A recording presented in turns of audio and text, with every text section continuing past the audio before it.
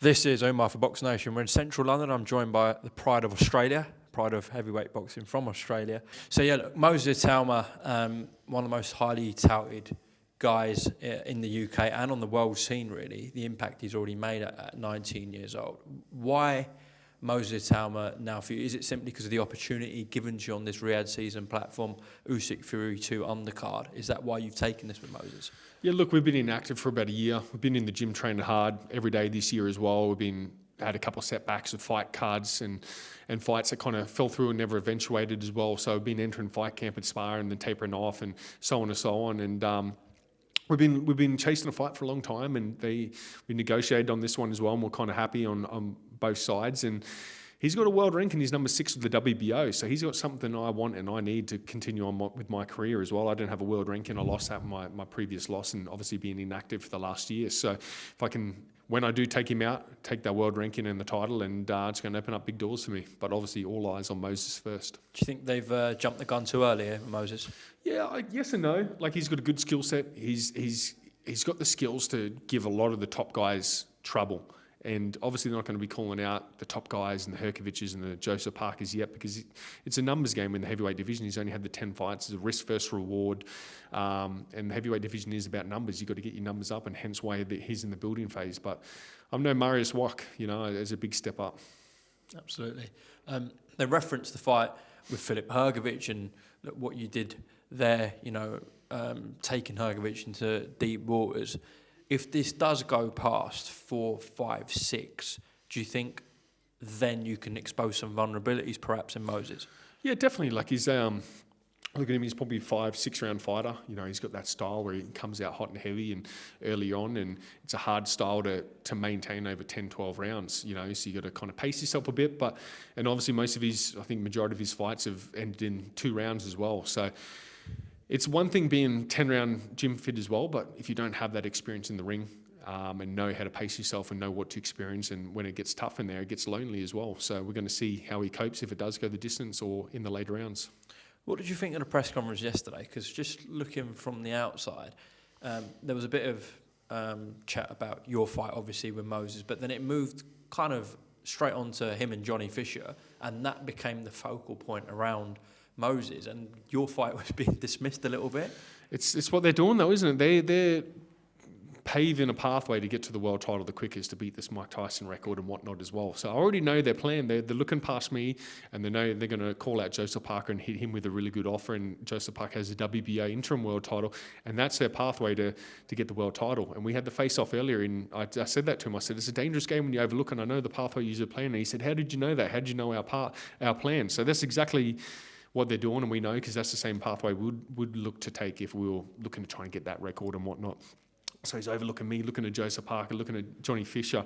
He's not looking at me at the moment. And he even said that himself. He said he was overlooking me. He was honest about it. And then he said at the press conference, when he heard me and saw me, he knows I'm coming to fight. And he said it was a bit of a wake up, and he had to switch on a bit. So, and that's where that age comes into play, that immaturity as well. And, when you start to believe your own hype a lot without being tested, and start to overlook people, and you're looking at the golden egg at the end of the tunnel, the world title.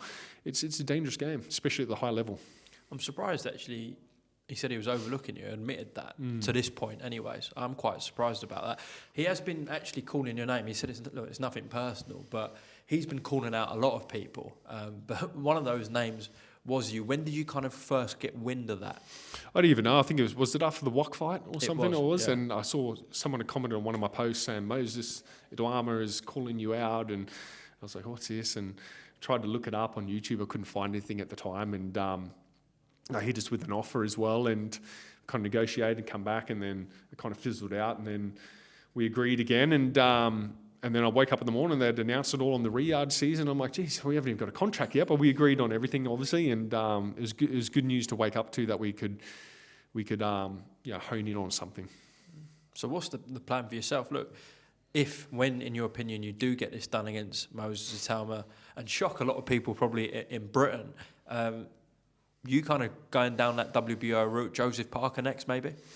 Yeah, look, all eyes on Moses first. I've been in this game long enough to know not to look past anyone, but I know a win here was going to open up some big doors, whoever that might be. And I was always world rated with the WBO and the IBF as well, so we have a good foundation with them, and they're a good promotional and company to work through as well. So I'd love to get world rated with the WBO again and then push for some of those bigger fights. Sure.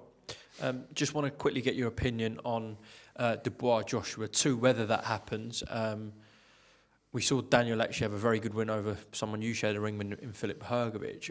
If you were Anthony Joshua right now, what would you be thinking? I guess as the fighter, jump straight back in with Daniel Dubois. But going off that first fight, from a business aspect, if you're looking after Anthony Joshua, what are your thoughts on that? It's like, what does he want to? Does he want to win a world title again? Does he want to make a lot of money?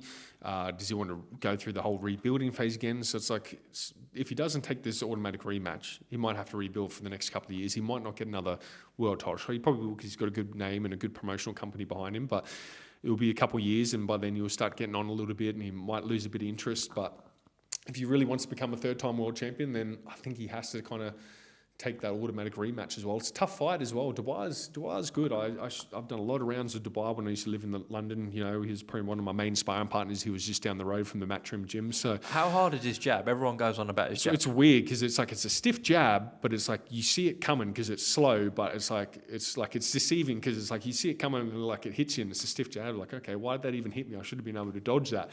But he's good, and he's deceivingly got good feet. Like, he's in and out.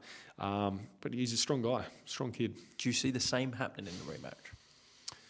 I think so. I don't know. It's hard to judge. Like, AJ's been a bit hit and miss over the years, and when he's hot, he's hot. When he's cold, he's a bit cold. So I'm not too sure what's going on there. If it's mental things or.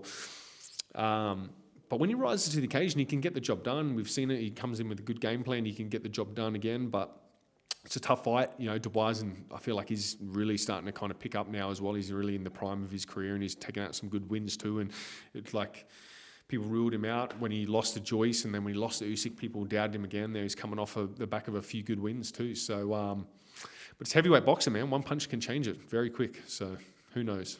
When Anthony was fighting, like in his rebuild phase, Franklin Helenius, was there ever talks about you and Anthony potentially fighting? Little bit. We've been in talks over the years about potential fights and stuff as well. And when we had the Matchroom card out in Australia, Eddie was talking about wanting to do me and AJ at the Gabba, the big cricket stadium in Brisbane as well. And you know, so there's always been talks, but I know he doesn't like southpaws too well, and not many people like southpaws, and it's always been hard to land those bigger fights, you know. But the best thing that's probably happened is Usyk becoming champion because he's a southpaw, and there might be a lot of guys that obviously want to fight a southpaw before fighting him, and might want a fight to kind of get used to it as well against a southpaw. And it's created some good opportunities for me in sparring camps as well, and establishing my name a bit. Listen, Demsey, appreciate the time. Safe travels back to Australia. Thank you. And look forward to this brilliant fight between yourself and Moses on a huge platform, Usyk Fury 2. Riyadh season, the capital of world boxing right now. So it's great times for yourself, and we'll catch up in Riyadh. Lovely. Will do. Thank you. Excellent.